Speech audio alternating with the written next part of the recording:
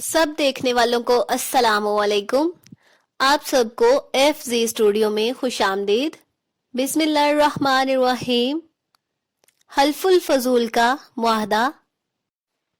आखिरी लड़ाई के 4 महीने बाद एक अहम वाक़या पेश आया। यमन के इलाके ज़बैद से आया हुआ एक ताजर मक्का में लुट गया।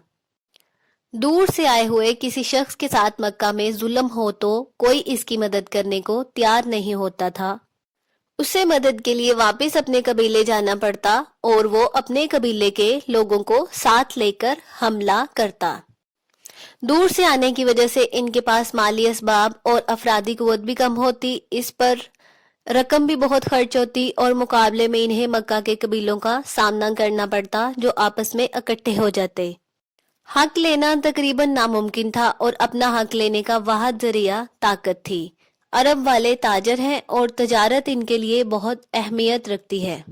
तजारत करने वाले बगैर किसी डर खौफ के अरब नहीं आ सकते, इन्हें लूट जाने का डर रहता। एक दफा कुछ यूं हुआ, बनी ज़ुबैद के ताजर ने मक्का आकर अपना सामान तजारत यमन के इलाका में रहने वाले ताजर आस बिन वाइल को बेचा। यमन के इलाके ज़ुबैद में रहने वालों को बनी ज़ुबैद कहते हैं। आस बिन वाइल ने माल लेने के बाद इसकी कीमत अदा करने से इनकार कर दिया। मक्का में बनी ज़ुबैद का कोई दोस्त कबीला नहीं। इस ताजर ने मक्का के कुछ कबीलों से मदद मांगी, लेकिन इन कबीलों ने बनी ज़ुबैद के मुसाफिर की मदद करने से इनकार कर दिया। जब बनी ज़ुबैद के ताजिर को इस सारे मामले का कोई हल नजर नहीं आया तो वो पहाड़ी पर खड़े होकर चीख चीख कर फरियाद करने लगा कि मेरे साथ नाइंसाफी हुई है। आस बिन वाइल ने मुझे लूट लिया है। यमन का मुसाफिर मक्का में आकर लुट गया। कोई कबीला मेरा हक दिलवाने को तैयार नहीं, खुदारा मेरी मदद करो। इस मुसाफिर की बातें नबी करीम सल्लल्लाहु अलैहि वसल्लम के चचा जुबैर बिन अब्दुल मुत्तलिब ने सुनी। जुबैर बिन अब्दुल मुत्तलिब के कहने पर बनी हाशिम, बनी ज़हरा और बनी असद समेत कुछ सरदार अब्दुल्ला बिन जुदान के घर जमा हुए। अब्दुल्ला बिन जुदान कुरैश के कबीला बनी तीम का एक बड़ा सरदार है। इस मजलिस में ये तय किया गया कि हम मजलूम के जालिम के खिलाफ मदद करेंगे, हम अरब से बदअमनी दूर करेंगे, हम मुसाफिरों की हिफाजत करेंगे और हम गरीबों की मदद करेंगे। तमाम लोग जो इस मुआहदा में मौजूद थे वो काबा में आए और हजरा अस्वद पर पानी डालकर इससे गिरने वाले पानी को पिया और फिर सब ने दायां हाथ उठाकर कसम खाई, हम इस वक्त तक मजलूम का साथ देंगे जब तक समंदर का पानी खुशक ना हो जाए, जब तक हिरा और सबीर के पहाड़ अपनी जगह पर कायम है, हम मजलूम को इसका हक दिलाकर रहेंगे। इस मुआहदे के बाद सब लोग आस बिन वाइल के घर गए। आस को मजबूर किया कि वो बनी ज़ुबैद के ताजर का सामान वापस करे।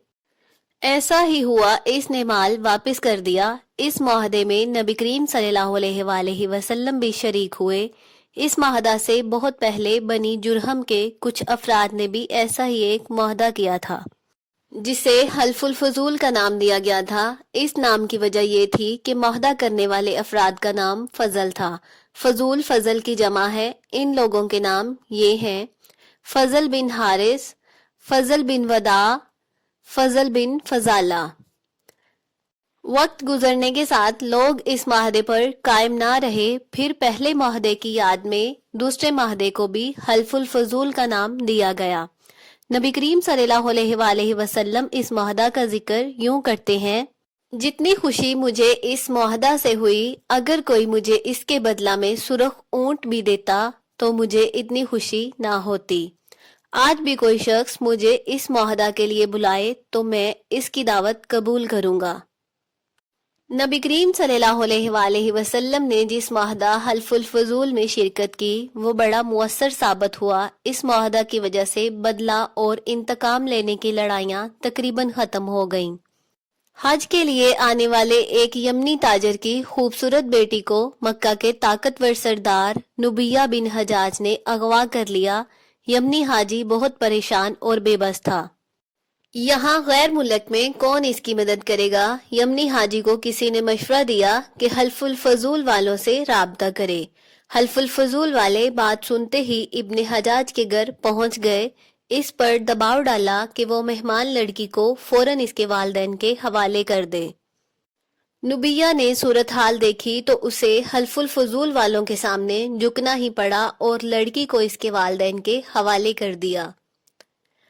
بنی زبیر کے ایک تاجر نے یمن سے تجارت کے لیے مکہ آیا۔ عمرو بن ہشام نے مکہ کے لوگوں کو روک دیا کہ اس تاجر سے کوئی سامان نہ خریدے۔ عمرو ایک بڑا سردار تھا اور مکہ میں بہت اثر و رسوخ رکھتا تھا۔ اس کا تعلق بنی مخزوم سے تھا۔ عمرو خود کو ابو الحکم کہلواتا تھا۔ وہ اتنا سمجھدار تھا کہ 40 سال کی عمر سے پہلے ہی مکہ کی مجلس کا رکن بن گیا۔ تاریخ اسے ابو جہل کے نام سے یاد کرتی ہے۔ ابو جہل کا رعب اس قدر زیادہ تھا کہ کوئی اسے ناراض کرنے کو تیار نہیں تھا۔ یمنی تاجر کچھ دن مکہ میں گزارنے کے بعد پریشان ہے کہ کوئی بھی اس کا مال اچھی قیمت پر لینے کو تیار نہیں۔ اس کے پاس مکہ میں رہنے کے اسباب بھی ختم ہوتے جا رہے تھے۔ ابو جہل یہی تو چاہتا تھا۔ اس نے تاجر کو پریشان دیکھا تو مال خریدنے کی حامی بھری اور اس کے مال کی قیمت بہت ہی کم لگائی۔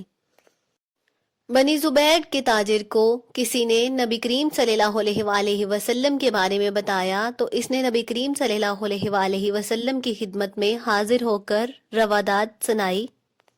نبی کریم صلی اللہ علیہ وآلہ وسلم نے یمنی تاجر سے اونٹ اس کی منہ مانگی قیمت پر خرید لیے۔ تاجر بہت خوش ہوا۔ نبی کریم صلی اللہ علیہ وآلہ وسلم نے خریدے ہوئے 2 اونٹ اس قیمت پر بیچ دیے جس قیمت میں 3 اونٹ خریدے تھے، اور تیسرا اونٹ بیچ کر رقم غریبوں میں بانٹ دی۔ اس کے بعد نبی کریم صلی اللہ علیہ وآلہ وسلم نے ابو جہل کو سمجھانے کی بھی کوشش کی۔ اس وقت تک ابو جہل کی نبی کریم صلی اللہ علیہ وآلہ وسلم سے دشمنی نہیں تھی، لیکن اس واقعہ کے بعد تعلقات اچھے نہیں رہے۔ حلف الفضول کا معاہدہ 590 میں کیا گیا۔ اس وقت نبی کریم صلی اللہ علیہ وآلہ وسلم کی عمر تقریباً 20 سال ہے۔